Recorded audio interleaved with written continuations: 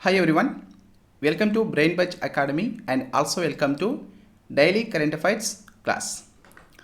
ఈ క్లాస్లో మనం కరెంట్ అఫైర్స్ అన్నీ కూడా విత్ మైండ్ మ్యాప్స్ అండ్ ట్రిక్స్తో డిస్కస్ చేయబోతున్నాం.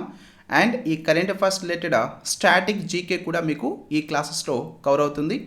ఈరోజు క్లాస్లో మనం 10th January 2025కి సంబంధించి some most important current affairs with mind maps and ట్రిక్స్తో డిస్కస్ చేయబోతున్నాం. అండ్ ఈ కరెంట్ అఫైర్స్ అన్నీ కూడా మీరు brainbudgeacademy.com వెబ్సైట్ ద్వారా ప్రతిరోజు చదువుకోవచ్చు. So please visit www.brainbudgeacademy.com website for daily current affairs. And ఈరోజు కరెంట్ అఫైర్స్లో మొదటిగా ఇంపార్టెంట్ డేస్కి సంబంధించినటువంటి కరెంట్ అఫైర్స్ కనుక మనం చూసినట్లయితే ఇది మనం ఆల్రెడీ ఎస్టర్డే క్లాస్లో అంటే 9th January 2025 రిలేటెడ్ క్లాస్లో కూడా డిస్కస్ చేయడం జరిగింది. ప్రవాసీ భారతీయ దివస్. ఈ ప్రవాసీ భారతీయ దివస్ అనేది ప్రతి సంవత్సరం మన భారతదేశంలో జనవరి 9వ తేదీన ఇంతకుముందు జరుపుకునే వాళ్ళం. అయితే ఇప్పుడు ప్రస్తుతం అయితే ప్రతి సంవత్సరం జనవరి 9వ తేదీకి బదులు ప్రతి 2 సంవత్సరాలకు ఒకసారి జనవరి 9వ తేదీన దీన్ని మనం జరుపుకుంటా ఉన్నాం. ఇంతకుముందు ప్రతి సంవత్సరం జరుపుకునే వాళ్ళం, ఇప్పుడు ప్రతి 2 సంవత్సరాలకు ఒకసారి ఈ విధంగా జనవరి 9వ తేదీన ప్రవాసీ భారతీయ దివస్ అయితే మనం జరుపుకుంటా ఉన్నాం. అండ్ 2025వ సంవత్సరం జనవరి 9వ తేదీన మన భారతదేశంలో మనం జరుపుకునేటువంటి ప్రవాసీ భారతీయ దివస్ ఎన్నవ ఎడిషన్ అంటే ఇది 18వ edition. This is the 18th edition. Very very important.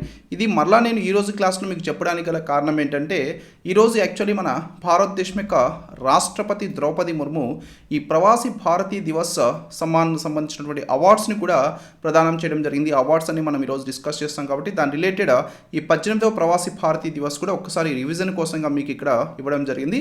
18వ ప్రవాసీ భారతీయ దివస్ 2025 జనవరి 9వ తేదీన మనం దీన్ని జరుపుకోవడం జరిగిందండి. ఇప్పుడైతే ప్రతి 2 సంవత్సరాలకు ఒకసారి జరుపుకుంటా ఉన్నాం. అసలు ఈ ప్రవాసీ భారతీయ దివస్ అంటే అసలు ఏంటి? ప్రవాసీ భారతీయులు అంటే అసలు ఎవరు? యాక్చువల్గా భారతీయ ప్రవాసుల యొక్క కృషిని గౌరవించడం కోసంగా అయితే ఇది మనం జరుపుకుంటున్నాం. ప్రవాసీ భారతీయులు అంటే ఎవరంటే వీళ్ళు మన భారతదేశం నుంచి వేరే ఒక దేశాలకి వెళ్ళి అక్కడ ఏదో ఒక జాబ్స్ అండ్ బిజినెసెస్ ఇవి చేస్తూ అక్కడ స్థిరపడి అక్కడ సంపాదించినటువంటి వాళ్ళు. అయితే వారి కోసం మనం ఎందుకు ఈ ప్రవాసీ భారతీయ దివస్ అనేది జరుపుకుంటున్నామంటే వాళ్ళంతా కూడా మన భారతీయులు. వాళ్ళు అక్కడ బాగా సంపాదించి వాళ్ళు తిరిగి మన భారతదేశానికి వచ్చి ఇన్వెస్ట్మెంట్స్ కనుక పెట్టినట్లయితే మన భారతదేశంలో ఎంప్లాయ్మెంట్ క్రియేట్ అవుతుంది. అలాగే మన భారతదేశం యొక్క ఆర్థిక వ్యవస్థ కూడా అభివృద్ధి చెందుతుంది. కాబట్టి ఈ భారతీయ ప్రవాసులు యొక్క కృషిని గౌరవించడం కోసంగా వాళ్ళు మన భారతదేశంలో ఇంకా ఎక్కువగా పెట్టుబడులు పెట్టే విధంగా వారిని ప్రోత్సహించడం కోసంగా ప్రతి 2 సంవత్సరాలకు ఒకసారి మన భారతదేశంలో ప్రవాసీ భారతీయ దివస్గా జనవరి 9వ తేదీన జరుపుకుంటా ఉన్నాం. అయితే పర్టికులర్గా ఈ జనవరి 9వ తేదీన మనం ప్రవాసీ భారతీయ దివస్ని ఎందుకు జరుపుకుంటున్నామంటే మన జాతిపిత మహాత్మా గాంధీ. సో ఈయన కూడా తన యొక్క ప్రొఫెషన్ పరంగా అతను లాయర్. సో తన యొక్క ప్రొఫెషన్ పరంగా అతను సౌత్ ఆఫ్రికా దేశానికి వెళ్ళడం జరుగుతుంది. ఆ సౌత్ ఆఫ్రికా దేశానికి వెళ్ళి అక్కడ ఒక కేసు నేపథ్యంలో వెళ్ళినటువంటి వ్యక్తి ఆ సౌత్ ఆఫ్రికా దేశంలో బ్రిటిష్ వారు సౌత్ ఆఫ్రికన్స్ మీద చేస్తున్నటువంటి దాడులు ఇవేవైతే ఉన్నాయో సో వాటిని చూసి బ్రిటిష్ వారి మీద వ్యతిరేకంగా ఉద్యమాలు చేసి అక్కడ సక్సెస్ఫుల్ అయినటువంటి వ్యక్తి మహాత్మా గాంధీ. తర్వాత ఈ సౌత్ ఆఫ్రికా దేశం నుంచి మన భారతదేశానికి ఈయన తిరిగి రావడం జరిగింది. ఎప్పుడు తిరిగి వచ్చారంటే 1915 జనవరి 9వ తేదీన సౌత్ ఆఫ్రికా దేశం నుంచి మన భారతదేశానికి మహాత్మా గాంధీ తిరిగి రావడం జరిగింది. సో కాబట్టి ఆ తిరిగి వచ్చినటువంటి రోజునే మనం ఈ విధంగా ప్రవాసీ భారతీయ దివస్గా జరుపుకుంటా ఉన్నాం. 2025వ సంవత్సరానికి గాను ప్రవాసీ భారతీయ దివస్ యొక్క థీమ్గా తీసుకుంది వికసిత భారత్లో ప్రవాసుల భాగస్వామ్యం. వికసిత భారత్లో ప్రవాసుల భాగస్వామ్యం థీమ్ అనేది మీరు ఇంగ్లీష్లో కూడా గుర్తుపెట్టుకుంటే చాలా బెటర్ అండి.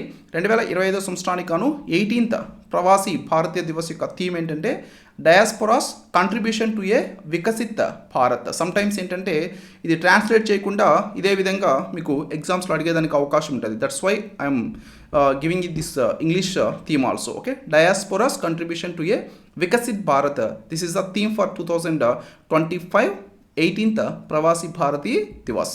18th ప్రవాసీ భారతీయ దివస్. అండ్ 2025 సంవత్సరంలో ఈ ప్రవాసీ భారతీయ దివస్ కన్వెన్షన్ మనం నిర్వహించింది ఒడిస్సా రాష్ట్రంలోని భువనేశ్వర్లో దీన్ని నిర్వహిస్తున్నారండి. ఒడిస్సాలోని భువనేశ్వర్.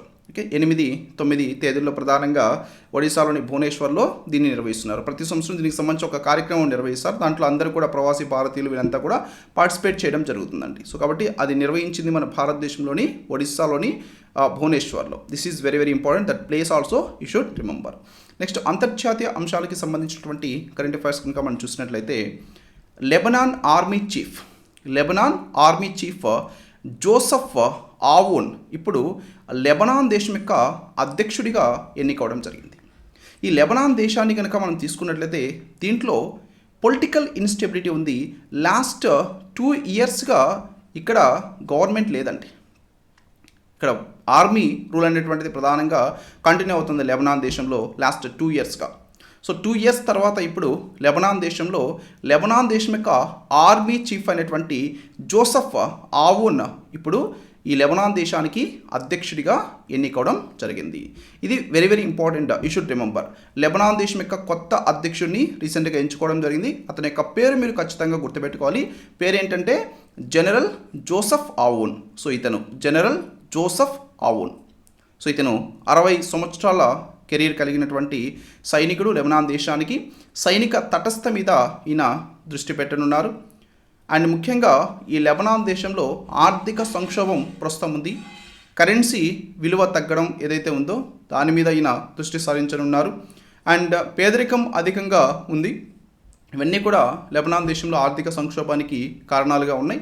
కాబట్టి వాటన్నిటి మీద కూడా దృష్టి సారించాలని చెప్పేసి ఈయన భావిస్తూ ఉన్నారు. లెబనాన్ దేశం యొక్క కొత్త అధ్యక్షుడు జనరల్ జోసెఫ్ ఆవోన్. అండ్ లెబనాన్ దేశం యొక్క రాజధాని బీరుట్. లెబనాన్ దేశం యొక్క ప్రస్తుత ప్రధానమంత్రి నజీబ్ మికాతి ప్రధానమంత్రి. అండ్ కరెన్సీ వచ్చేసరికి లెబనీస్ పౌండ్ అండి. లెబనీస్ పౌండ్ అనేది లెబనాన్ దేశం యొక్క కరెన్సీ. అండ్ లెబనాన్ దేశానికి ఇటీవల కొత్తగా ఎన్నికైనటువంటి అధ్యక్షుడి పేరు, ఇది ఇంపార్టెంట్, చాలా ఇంపార్టెంట్. ఎవరు? General Joseph Aoun. ఆ దేశం యొక్క ఈయన సైనిక అధ్యక్షుడే అక్కడికి లెబనాన్ దేశానికి ఇప్పుడు అధ్యక్షుడిగా ప్రెసిడెంట్గా ఎన్నుకోవడం జరిగింది. నెక్స్ట్ జాతీయ అంశాలకి సంబంధించినటువంటి current affairs. PM to open Jedmore Tunnel key feature in year round Kashmir Ladakh corridor. ఇది మీకు ఈరోజు న్యూస్ పేపర్లో వచ్చినటువంటి ఆర్టికల్. ఇక్కడ ప్రధానంగా మనకి ఇచ్చింది ఈ జెడ్మోర్ టన్నల్ గురించి. ఈ జెడ్మోర్ టన్నల్ అనేటువంటిది అసలు ఏంటి, ఇది దేన్ని కనెక్ట్ చేస్తుంది, దీనివల్ల ఉపయోగాలు ఏంటి, దీన్ని ఇంతకుముందు ఇక్కడ ఏముండేది, దేని ప్లేస్లో ఈ జెడ్మోర్ టన్నెల్ని తీసుకొచ్చారు, ఇలాంటి విషయాలు ప్రధానంగా మనం గుర్తుపెట్టుకోవాలి. ఈ జెడ్మోర్ టన్నెల్ కాశ్మీర్ లడాక్ కారిడార్లో చాలా కీలకమైనటువంటి మైలురాయిగా అయితే చెప్పొచ్చు. దీనికి సంబంధించినటువంటి మైండ్ మ్యాప్ మనం క్లియర్గా చూద్దాం. ఏంటిది? జెడ్మోర్ టన్నెల్. దీన్ని మన భారతదేశం యొక్క ప్రధాని నరేంద్ర మోడీ జనవరి 13, 2025 ప్రారంభించబోతున్నారండి. ఓకేనా? నెక్స్ట్ జనవరి 13వ తేదీన దీన్ని ప్రారంభించబోతున్నారు. యాక్చువల్గా ఈ కాశ్మీర్ ఏదైతే ఉందో మన భారతదేశంలో జమ్మూ కాశ్మీర్ అనేది ఒక ప్రత్యేకమైనటువంటి రాష్ట్రంగా ఉండేది. అవునా? జమ్మూ కాశ్మీర్ ఒక ప్రత్యేకమైనటువంటి రాష్ట్రంగా ఉండేది, ఒక స్పెషల్ స్టేట్గా అయితే ఇది ఉండేది. దానికి సంబంధించి ఆర్టికల్ 370 అనేది ప్రత్యేకంగా మన భారత రాజ్యాంగంలో ఉండేది. అయితే ఈ 370 ఆర్టికల్ని రద్దు చేసి ఈ జమ్మూ కాశ్మీర్కి రాష్ట్ర హోదాని తీసేసి మన భారతదేశంలో జమ్మూని అలాగే కాశ్మీర్ని 2 కేంద్రపాలిత ప్రాంతాలుగా అనౌన్స్ చేశారు. సో ఈ విధంగా కాశ్మీర్ కేంద్రపాలిత ప్రాంతం అయిన తర్వాత భారతదేశం యొక్క ప్రధాని మోడీ యొక్క మొట్టమొదటి పర్యటనగా కూడా దీన్ని చెప్పచ్చు. కాశ్మీర్ మొట్టమొదటి పర్యటన మోడీకి. దీన్ని కేంద్రపాలిత ప్రాంతంగా అనౌన్స్ చేసిన తర్వాత నెక్స్ట్ ఈ జెడ్మోర్ టన్నెల్ని ప్రారంభించడానికి ఈయన కాశ్మీర్ వెళ్ళనున్నారు. అయితే ఈ జెడ్మోర్ టన్నెల్ యొక్క ప్రధానమైనటువంటి వివరాలు కనుక మనం చూస్తే దీని యొక్క పొడవు 6.5 కిలోమీటర్లు అండి. 6.5 కిలోమీటర్స్ దీని యొక్క లెంత్. అండ్ ఎత్తు వచ్చేసరికి 8,960 అడుగులు. దీని యొక్క హైట్ వచ్చేసరికి 8,960 అడుగుల ఎత్తు ఉండేటువంటి టన్నెల్ ఇది. అండ్ దీని యొక్క సామర్థ్యం గంటకి 1000 వాహనాలు ఈ టన్నెల్ ద్వారా వెళ్ళొచ్చు. గంటకి 1000 వాహనాలు వెళ్ళొచ్చు. అండ్ ఇది ఎక్కడుందంటే శ్రీనగర్ హైవే, శ్రీనగర్ లెహ్ హైవే లో ఉందండి. ఓకేనా. సో ఎక్కడ ఉంది? శ్రీనగర్ లెహ్ హైవేలో ఉండేటువంటిది ఈ జెడ్-మోర్ టన్నెల్. ఇది పర్టికులర్గా మనం చెప్పాలంటే గగంగిర్ నుంచి సోనమార్గ్కి వెళ్ళేటువంటి ఈ ప్రాంతంలో ఈ జెడ్-మోర్ టన్నెల్ అనేటువంటిది ఉంటుంది. అండ్ దీన్ని ఇప్పుడు ఎందుకు నిర్మించారంటే యాక్చువల్గా ఇక్కడ జెడ్ ఆకారపు రోడ్డు ఉండేదండి. సో ఆ జెడ్ ఆకారపు రోడ్ని మూసేశారు. ఈ విధంగా ఉండేది జెడ్ ఆకారపు రోడ్ అనేది ఈ విధంగా ఉండేది. సో ఇది చాలా డిఫికల్ట్ రూట్ అన్నట్టు. సో ఈ జెడ్ ఆకారపు రూట్ని ఇప్పుడు క్లోజ్ చేసి దాని ప్లేస్లో ఈ విధంగా జెడ్-మోర్ టన్నెల్ అని చెప్పేసి తీసుకొచ్చారు. ఓకేనా. మీరు చూసారు ఇక్కడ జెడ్-మోర్ టన్నెల్ అనేది ఇక్కడ ఏర్పాటు చేయడం జరిగింది. అయితే దీనివల్ల ఉపయోగం ఏంటంటే ఈ సోనమార్గ్కి సంవత్సరం పొడవునా వెళ్ళేదానికి అవకాశం ఉంటుంది. చలికాలమైనా సరే, ఎండాకాలమైనా సరే, ఏ కాలమైనా సరే ఈ సోనమార్గ్కి సంవత్సరం పొడవునా వెళ్ళేదానికి ఈ టన్నెల్ అనేది ఇప్పుడు ఉపయోగపడుతుంది. చలికాలంలో పర్యాటక కేంద్రంగా ఈ సోనమార్గ్ అభివృద్ధి చెందేదానికి ఇది చాలా బాగా ఉపయోగపడుతుంది. అండ్ కనెక్టివిటీ వచ్చేసరికి స్థానిక కనెక్టివిటీ ఎక్కువగా మెరుగుపడుతుంది. అలాగే మౌసమిక వలసల తగ్గింపు అనేది కూడా దీనివల్ల తగ్గుతుంది. లడాఖ్కి ఆల్ వెదర్ సైనిక ప్రాప్యత కూడా పాసిబుల్ అవుతుంది. ఇక్కడ నుంచి లడాఖ్కి వెళ్ళడానికి ఏ టైప్ ఆఫ్ వెదర్ ఉన్నా సరే, మంచు ఎక్కువగా పడుతున్నా, వర్షాలు పడుతున్నా, ఎండలున్నా, so a type of weather ఉన్నా సరే సైనికులు వెళ్ళేదానికి ఈ టన్నెల్ అనేది చాలా బాగా ఉపయోగపడుతుంది. లాజిస్టిక్స్ కానీ అలాగే ఈ సామర్థ్యాన్ని కూడా మనం ట్రాన్స్పోర్టేషన్ చేసేదానికి ఉపయోగపడుతుంది. అండ్ సరిహద్దు భద్రతకి కూడా ఇది మనకి బాగా ఉపయోగపడుతుంది. సో లైన్ ఆఫ్ కంట్రోల్లో కానీ అలాగే LAC. So line of control అనేటువంటిది యాక్చువల్గా జమ్మూ కాశ్మీర్లో మన భారతదేశం నుంచి పాకిస్తాన్ ఆక్రమించుకున్నటువంటి ప్రాంతం లైన్ ఆఫ్ కంట్రోల్. అలాగే LAC వచ్చేసరికి లైన్ ఆఫ్ యాక్చువల్ కంట్రోల్ అంటాం. ఇది జమ్మూ కాశ్మీర్ నుంచి చైనా ఆక్రమించుకున్నటువంటి ప్రాంతం, line of actual control. So ఈ విధంగా ఇక్కడ ఈ సరిహద్దు భద్రత బలపరచడం కూడా ఈ టన్నెల్ ద్వారా మనకి పాసిబుల్ అవుతుంది. అండ్ ఆర్థికంగా మనం చూస్తే పర్యాటక ఆదాయం మనకి పెరుగుతుంది. హోటల్స్, సేవల రంగంలో వ్యాపార అవకాశాలు కూడా ఈ టన్నెల్ వలన పెరుగుతాయండి. సో ఇవి ఈ టన్నెల్ యొక్క ప్రాముఖ్యత. Z-Morh tunnel you can easily remember with this mind map. I hope you like. మీరు కనుక ఈ మైండ్ మ్యాప్ని లైక్ చేసినట్లయితే please click on this videos like button once. Okay. And please comment in the comment section as well. And దానికి సంబంధించినటువంటి English mind map కూడా అయితే ఇక్కడ మీకు ఇచ్చింది. ప్లీజ్ ఇంగ్లీష్ మీడియం స్టూడెంట్స్ అయితే మీరు దీన్ని ఫాలో అవ్వచ్చు. అండ్ దీన్ని గుర్తుపెట్టుకోవడానికి నేను ఒక ట్రిక్ కూడా ఇక్కడ ఇచ్చాను. మీకు నచ్చితే ట్రిక్ కూడా ఫాలో అవ్వచ్చు. ట్రిక్ వచ్చేసరికి Z Morh 628 safe connect tourism boost. Z Morh 628 safe connect tourism boost. So ఇక్కడ జెడ్-మో అంటే ఏంటి? Z stands for the Z shaped road అండి. జెడ్ అంటే జెడ్ షేప్లో ఉన్నటువంటి రోడ్. అండ్ మో అంటే ఏంటి? మోడీ దీన్ని ప్రారంభించబోతున్నారు. ఎప్పుడు? జనవరి 13వ తేదీన ప్రారంభించబోతున్నారు. సో కాబట్టి జెడ్ షేప్డ్ రోడ్డు ఏదైతే ఉందో ఆ జెడ్ షేప్డ్ రోడ్ అన్నట్టు. సో మోడీ దీన్ని ప్రారంభించబోతున్నారు. ఓకేనా. అండ్ 6 to 8 అంటే ఇక్కడ 6 వచ్చేది మెయిన్గా ఇది 6.5 కిలోమీటర్స్ లెంత్ ఉండేటువంటిది. అండ్ 8తో మనం చెప్పాలంటే 8960 ఫీట్ ఎలివేషన్ ఉంటుంది. 8960 అడుగుల ఎత్తు ఉండేటువంటి టన్నెల్. తర్వాత సేఫ్. అండ్ ఇది సేఫ్ అంటే సేఫ్ అండ్ అన్ఇంటరప్టెడ్ కనెక్టివిటీ అనేది ఇక్కడ ఉంటుంది. సోనమార్గ్ నుంచి లడఖ్కి ఆ సంవత్సరం మొత్తం కూడా వెళ్ళేదానికి సేఫ్ రోడ్ కనెక్టివిటీ అనేటువంటిది ఇది ప్రొవైడ్ చేస్తూ ఉంది. తర్వాత ఆల్ వెదర్ కనెక్టివిటీ అనేటువంటిది ఉంటుంది. కనెక్ట్ అంటే ఆల్ వెదర్ కనెక్టివిటీ, ఏ వెదర్లో అయినా సరే వెళ్ళొచ్చు. శ్రీనగర్, కార్గిల్ ఈ ప్రాంతాలకి వెళ్ళేదానికి అవకాశం ఉంటుంది. తర్వాత టూరిజం, దీనివల్ల టూరిజం పెరుగుతుంది. అండ్ మెయిన్గా టూరిజం బూస్ట్. ఓకే, టూరిజం పెరుగుతుంది, వింటర్ టూరిస్ట్ డెస్టినేషన్ కూడా పెరుగుతుంది. సో ఈ విధంగా మీరు Z Morh 628 safe connect tourism boost. This is the trick to remember this current affair. Next one, Toda తెగ మోడ్వేత్ పండుగని ఇటీవల జరుపుకోవడం జరిగింది. ఇక్కడ ఇలాంటి టైప్ ఆఫ్ కరెంట్ అఫైర్స్ వచ్చినప్పుడు మీరు ముఖ్యంగా గుర్తుపెట్టుకోవాల్సింది ఈ టోడా తెగ అన్నారు. ఈ టోడా తెగ అసలు ఎక్కడ ఉంటుంది, దీని యొక్క నేటివ్ ఏంటి, సో ఏ ప్రాంతానికి సంబంధించినటువంటి తెగ ఈ టోడా తెగ, ఏ రాష్ట్రానికి సంబంధించినటువంటి తెగ అనేటువంటిది మీరు గుర్తుపెట్టుకోవాలి, ట్రైబ్. తర్వాత ఈ మోడ్వేత్ పండుగ అన్నారు. ఈ మోడ్వేత్ పండుగని జరుపుకునేటువంటి ట్రైబ్ ఎవరు? సో ఎవరు ఏ తెగవారు దీన్ని జరుపుకుంటారు, ఎవరు జరుపుకుంటారు, ఏ రాష్ట్రంలో జరుపుకుంటారు, ఇలాంటివి మనం గుర్తుపెట్టుకోవాలి. ఓకేనా. మోడ్వేత్ పండుగ, ఈ మోడ్వేత్ పండుగని ఇటీవల జరుపుకుంది టోడా అనేటువంటి తెగ. టోడా అనేటువంటి ట్రైబ్ రీసెంట్గా దీన్ని జరుపుకోవడం జరిగింది. దీనికి సంబంధించినటువంటి మైండ్ మ్యాప్ ఇది. టోడా తెగ మోడ్వేత్ పండుగని ఇటీవల జరుపుకోవడం జరిగింది. ఎందుకు ప్రస్తుతం ఇది వార్తల్లో ఉందంటే మీకు ఆల్రెడీ తెలుసు, ఇది రీసెంట్గా టోడా తెగ జరుపుకుంది. టోడా తెగ పురాతన ద్రవిడ జాతి సమూహం అండి. ఇది పురాతన ద్రవిడ జాతికి చెందినటువంటి సమూహం ఈ టోడా ట్రైబ్ అనేటువంటిది. 2025 డిసెంబర్లో నీలగిరి కొండల్లో తమిళనాడులోని ముత్తనాడ్ ముండ్ వద్ద ఈ పండుగని వీళ్ళు జరుపుకోవడం జరిగింది. తమిళనాడు రాష్ట్రం, పర్టికులర్గా రాష్ట్రం అనేది తమిళనాడు రాష్ట్రం. తమిళనాడు రాష్ట్రంలో ఇక్కడ నీలగిరి కొండల్లో ఈ ముత్తనాడ్ ముండ వద్ద వీళ్ళైతే దీన్ని జరుపుకున్నారు. ఇక్కడ ఇది ఈ టోడా తెగకి సంబంధించి ఈ మోడ్వేత్ పండుగ ఏదైతే ఉందో ఇది వీళ్ళకి కొత్త సంవత్సరం అన్నట్టండి, న్యూ ఇయర్ పండుగ అన్నట్టు. సో ఈ పండుగ నూతన సంవత్సరాన్ని వీరికి సూచిస్తుంది. దాంట్లో భాగంగా వీరి యొక్క ఆరోగ్యం, వ్యవసాయం, ఐక్యత వంటి అంశాలని ఎక్కువగా ప్రాముఖ్యత ఇచ్చేటువంటి పండుగగా దీన్ని చెప్పచ్చు. ఈ యొక్క ప్రాముఖ్యత టోడా తెగకి అత్యంత ముఖ్యమైనటువంటి పండుగ ఇది. డిసెంబర్ చివరి ఆదివారం రోజున లేదంటే జనవరి మొదటి ఆదివారం రోజున వీళ్ళు ఈ పండుగని జరుపుకుంటారు. ఓకేనా. సో డిసెంబర్ చివరి ఆదివారం లేదా జనవరి మొదటి ఆదివారంలో జరుపుకునేటువంటి పండుగ వీళ్ళు.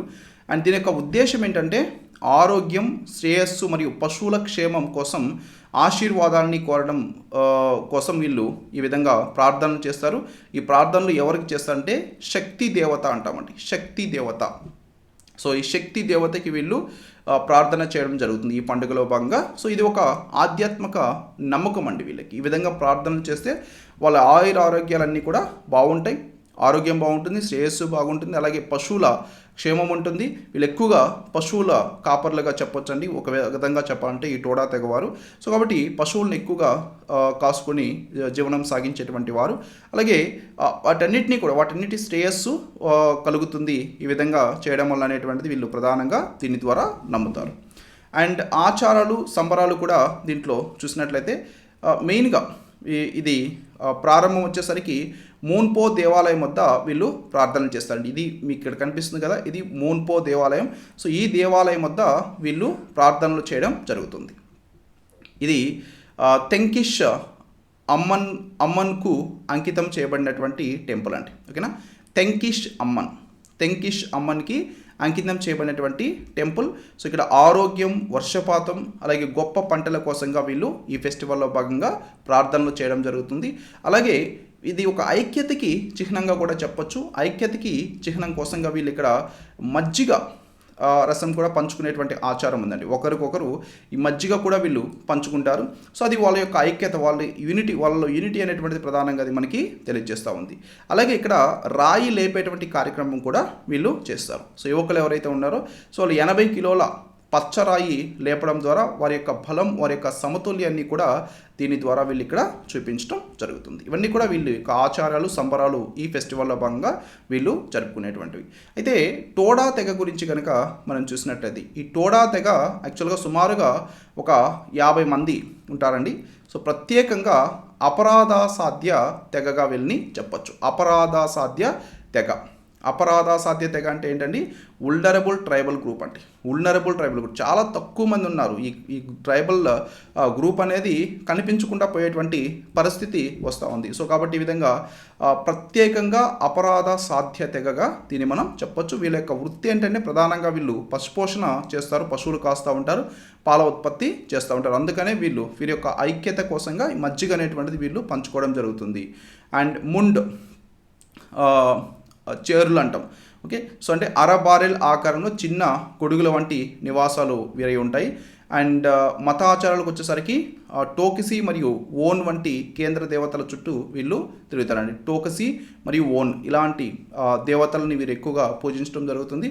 అండ్ వీరు తీసుకునేటువంటి ఆహారం కేవలం శాకాహారం మాత్రమే వీళ్ళు తీసుకుంటారు. నాన్ వెజ్ తీసుకోరు. మాంసం కానీ, చేపలు కానీ, గుడ్లు కానీ ఇలాంటివి వీళ్ళు తీసుకోరండి. కేవలం శాకాహారం మాత్రమే తినేటువంటి వారు టోడా తెగ.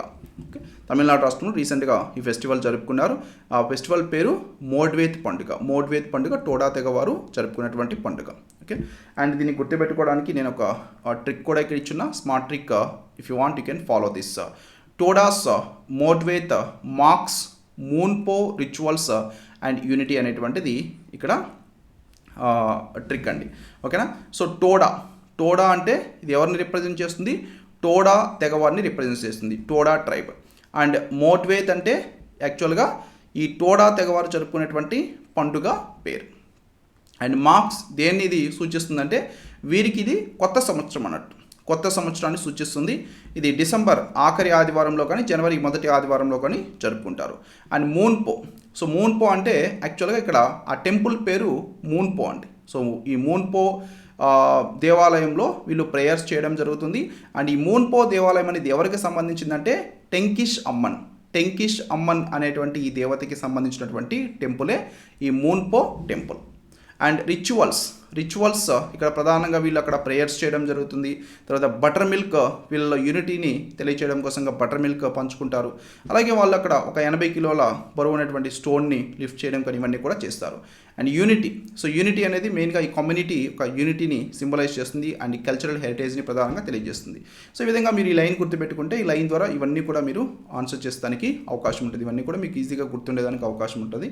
So if you like this trick, so please like the video also. Next అవార్డులు మరియు రివార్డులకి సంబంధించినటువంటి కరెంట్ అఫైర్స్. ప్రవాసీ భారతీయ సమాన్ అవార్డ్స్ని మన భారతదేశం యొక్క రాష్ట్రపతి ద్రౌపది ముర్ము ఈరోజు ప్రదానం చేయడం జరిగింది. 10th January 2025 ఈ ప్రవాసీ భారతీయ దివస్ కన్వెన్షన్ అనేది ఇప్పుడు ప్రస్తుతం భువనేశ్వర్లో జరుగుతూ ఉంది, ఒడిశా రాష్ట్రంలో భువనేశ్వర్లో. సో అక్కడే ఈమె ఈ అవార్డులని ప్రదానం చేయడం జరిగిందండి. సో మొత్తం 27 మందికి ఈ ప్రవాసీ భారతీయ సమాన్ అవార్డ్స్ని 2025 సంవత్సరానికి గాను భారత రాష్ట్రపతి ద్రౌపది ముర్ము ప్రదానం చేయడం జరిగింది. ఓకేనా. 27 మెంబర్స్కి అయితే ఈ అవార్డ్స్ని ప్రదానం చేశారు. ఇక్కడ ఫుల్ లిస్ట్ నేను ఇచ్చున్నాను. సో మీకు లిస్ట్ అంతా క్లియర్గా కనిపించకపోవచ్చు ఎందుకంటే మైండ్ మ్యాప్లో కాబట్టి. అయితే ఈ కరెంట్ అఫైర్ మీకు brainbuzzacademy.com వెబ్సైట్లో ఉంది. అక్కడ నేను కంప్లీట్ లిస్ట్ ఇచ్చున్నాను. You can follow there or otherwise నేను ఆ లిస్ట్ అంతా ఇక్కడ కూడా ఒకసారి సపరేట్గా చూపిస్తాను, మైండ్ మ్యాప్లో కాకుండా మీకు కనిపించే విధంగా. Please follow this. And Pravasi Bharatiya Samman awards 2025 ఇది ప్రస్తుతం ఎందుకు వార్తల్లో ఉందంటే ఇది యాక్చువల్గా ప్రవాసీ భారతీయ సమాన్ అవార్డ్స్ ఏవైతే ఉన్నాయో ఇవి ఓవర్సీస్ ఇండియన్స్ ఎవరైతే ఉన్నారో అంటే ప్రవాసీ భారతీయులు, ఈ ప్రవాసీ భారతీయులకి మన భారతదేశం ఇచ్చేటువంటి అత్యున్నత అవార్డులుగా వీటిని చెప్తారండి. వీటిని మన భారతదేశం యొక్క రాష్ట్రపతి ద్రౌపది ముర్ము ఈరోజు జనవరి 10వ తేదీన ప్రజెంట్ చేయడం జరిగింది. సో ఇక్కడ 12 అనేది కానీ వాట్ ఎవర్ డేట్ అనేది మనకు అంత ఇంపార్టెంట్ కాదు. అయితే జనవరి 10వ తేదీన వీటిని ప్రదానం చేయడం జరిగింది. అండ్ ఎందుకు ఇప్పుడు ప్రదానం చేశారంటే ప్రస్తుతం యాక్చువల్లీ మన భారతదేశంలో జనవరి 9వ తేదీన ప్రవాసీ భారతీయ దివస్గా జరుపుకుంటున్నాం. అండ్ ఈ సంవత్సరం 2025 సంవత్సరం 18వ ప్రవాసీ భారతీయ దివస్ కన్వెన్షన్ను కూడా మనం నిర్వహించడం జరుగుతుంది. ఈ కన్వెన్షన్ నిర్వహించేది ఒడిశా రాష్ట్రంలోని భువనేశ్వర్లో. సో కాబట్టి ఈ ప్రవాసీ భారతీయ దివస్ కన్వెన్షన్ ఏదైతే భువనేశ్వర్లో జరుగుతుందో అక్కడ మొత్తం 27 మంది ఇండివిజువల్స్ అండ్ ఆర్గనైజేషన్స్కి మొత్తం 24 దేశాలకు సంబంధించినటువంటి వారందరినీ కూడా గుర్తించి ఈ అవార్డ్స్ అయితే ప్రదానం చేయడం జరిగింది. దీంట్లో ప్రధానమైనటువంటి హైలైట్స్ మనం చూస్తే key achievements, NRIs and PIOs, person of Indian origin అంట, and organisations run by them. ఇక్కడ ఇండివిజువల్స్కి ఇచ్చారు, అలాగే ఆర్గనైజేషన్స్ వాళ్ళ యొక్క అచీవ్మెంట్స్ని ప్రధానంగా ఇది హైలైట్ చేస్తూ ఉంది. And represents the diversity of 35.4 million strong Indian diaspora. 35.4 million overseas citizens Indian diaspora ఉన్నారు. అంటే మన భారతదేశం నుంచి ఇతర దేశాలకు వెళ్ళి అక్కడ ఉన్నటువంటి నివసిస్తున్నటువంటి వారు ఉన్నారు. సో వారిని ప్రధానంగా ఇది రిప్రజెంట్ చేస్తుందండి. అండ్ దీని యొక్క ప్రధానమైనటువంటి లక్ష్యం ఏంటి? ఈ ప్రవాసీ భారతీయ దివస్కి సంబంధించినటువంటి ఈ ప్రవాసీ భారతీయ సమాన్ అవార్డుల యొక్క లక్ష్యం, దీని యొక్క ఉద్దేశం ఏంటంటే శాస్త్రం, సాంకేతికం, అలాగే వైద్యం, కమ్యూనిటీ సేవ, వ్యాపారం మరిన్నింటిలో ఉన్నటువంటి ప్రతిభని గౌరవించడం. సో వీటిల్లో ఎవరైతే ఓవర్సీస్ ఇండియన్స్ ప్రతిభని కలిగి ఉంటారో వారిని గుర్తించడం, భారత అభివృద్ధికి మరియు ప్రపంచ సంబంధాలకి ప్రవాసుల యొక్క కృషిని హైలైట్ చేయడమే దీని యొక్క ప్రధానమైనటువంటి లక్ష్యం. ఓకేనా. So you should remember. అలాగే ప్రవాసీ భారతీయ దివస్ కన్వెన్షన్ ఏదైతే ఉందో, సో ఇది 18వ కన్వెన్షన్ ఈ సంవత్సరం మనం నిర్వహిస్తున్నాం. 8వ తేదీ నుంచి 10వ తేదీ వరకు. ఎక్కడ నిర్వహిస్తున్నాం దీన్ని? భువనేశ్వర్లో, ఒడిస్సా రాష్ట్రంలోని భువనేశ్వర్లో ఇది జరుగుతుంది. తర్వాత ఈ ప్రవాసీ భారతీయ సమాన్ అవార్డ్స్ ఏవైతే ఉన్నాయో సో వీటిని సెలెక్ట్ చేసుకునే దానికి వ్యాలిడిక్టరీ సెమన్ సమయంలో వీటిని ప్రదానం చేయడం జరుగుతుంది. దీనికి సంబంధించి ఒక జూరీ కమ్ అవార్డ్స్ కమిటీ ఉంటుంది. దానికి చైర్మన్గా వ్యవహరించేది వైస్ ప్రెసిడెంట్ అండి. వైస్ ప్రెసిడెంట్ చైర్మన్గా వ్యవహరిస్తారు. అంటే మన భారతదేశం యొక్క ఉపరాష్ట్రపతి ప్రస్తుతం ధన్కర్ దీనికి వైస్ ప్రెసిడెంట్గా వ్యవహరించడం జరుగుతుంది. అండ్ వైస్ చైర్మన్గా విదేశాంగ శాఖ మంత్రి, ఫారిన్ అఫైర్స్ మినిస్టర్ వైస్ చైర్మన్గా వ్యవహరిస్తారు. ఈ కమిటీకి, ఈ జూరీ కమ్ అవార్డ్స్ కమిటీకి చైర్మన్గా వ్యవహరించేటువంటి వారు, వైస్ చైర్మన్గా వ్యవహరించేటువంటి వారు. You should remember this one also. Okay. And ఈ అవార్డుల యొక్క పూర్తి జాబితా మనం ఒకసారి క్లియర్గా చూద్దాం. ఇక్కడ మొత్తం 27 మందికి ఇచ్చారు. ఇది గుర్తుపెట్టుకోండి, 27 మందికి ఇచ్చారు. అండ్ వారిలో మొత్తం 27 మంది పేర్లు, వారు ఏ దేశానికి సంబంధించినటువంటి వాళ్ళు, అలాగే వారికి ఏ రంగంలో ఇచ్చారనేటువంటిది కూడా క్లియర్గా అయితే నేను ఇక్కడ ఇచ్చున్నాను. నేను ఒకసారి చదువుతాను, మీరు కూడా వీటిని చదివి గుర్తుపెట్టుకోండి. సమ్టైమ్స్ వీటి గురించి అడిగేదానికి మనకి అవకాశం ఉంటుంది. ప్రొఫెసర్ అజయ్ రానే, ఆస్ట్రేలియా దేశానికి చెందినటువంటి వాడు, కమ్యూనిటీ సేవకి ఈయనకి అవార్డు ఇచ్చారు. అలాగే doctor Marialena Joan Fernandes, Austria దేశానికి చెందినటువంటి వ్యక్తి, విద్యా రంగంలో వీరికి అవార్డు ఇచ్చారు. And doctor Philomena Ann Mohini Harris, Barbados దేశానికి చెందినటువంటి వారు, వైద్య శాస్త్రంలో వీరికి అవార్డు ఇచ్చారు. అంటే మన భారతదేశం నుంచి ఆ దేశానికి వెళ్ళి స్థిరపడినటువంటి వాళ్ళండి. అలాగే స్వామి సంయుక్తానంద, ఫిజీ దేశం నుంచి కమ్యూనిటీ సేవకి ఇచ్చారు. సరస్వతి విద్యానికేతన్, గయానా దేశం నుంచి కమ్యూనిటీ సేవకి ఇచ్చారు. And doctor Lehraj Juneja, Japan దేశానికి చెందినటువంటి వ్యక్తి, శాస్త్రం సాంకేతికతలో వీరికి అవార్డు ఇచ్చారు. And doctor Prem Kumar, Kyrgyz రిపబ్లిక్కి చెందినటువంటి వారు, వైద్య శాస్త్రంలో వీరికి అవార్డు ఇచ్చారు. అండ్ సౌక్తవి చౌదరి, ఓకే, లావోస్ దేశానికి చెందినటువంటి వ్యాపారంలో ఇచ్చారు. అండ్ కృష్ణ సావధాని, మలావి దేశానికి చెందినటువంటి వారు వ్యాపారంలో ఇచ్చారు. సో ఇలాగ టోటల్ మీకు 27 అవార్డ్స్ ఇచ్చున్నాయి. ఇక్కడ నేను చదివి మీకు ఎక్కువ టైం నేను కన్జ్యూమ్ చేసుకునే దానికంటే మీరు చదివితేనే బెటర్. వీటిని ఒకసారి చదవండి. ఓకే, క్లియర్గా నేము, వారి ఏ దేశానికి చెందినటువంటి వాళ్ళు, అలాగే ఏ రంగాల్లో వారికి అవార్డు ఇచ్చారు అనేటువంటిది క్లియర్గా మీకు ఇచ్చున్నాయి. టోటల్ 27 అవార్డ్స్ విన్నర్స్ ఇక్కడైతే ఇచ్చున్నాయి. ఓకేనా. So Bharatiya Samman awards for the year 2025, Pravasi Bharatiya Samman awards for the year 2025. Okay, very important, you should remember. So ఇవి 10th January 2025కి సంబంధించినటువంటి some most important current affairs with mind maps and smart tricks. I hope you like this video మీకు నచ్చితే మీ friends కూడా share చేయండి. And మీరు ఇప్పటివరకు బ్రెయిన్ బెచ్ అకాడమీ యూట్యూబ్ ఛానల్ని సబ్స్క్రైబ్ చేసుకోకపోతే ఇప్పుడే సబ్స్క్రైబ్ చేసుకొని బెల్ ఐకాన్ మీద క్లిక్ చేయండి for more videos. Thank you very much.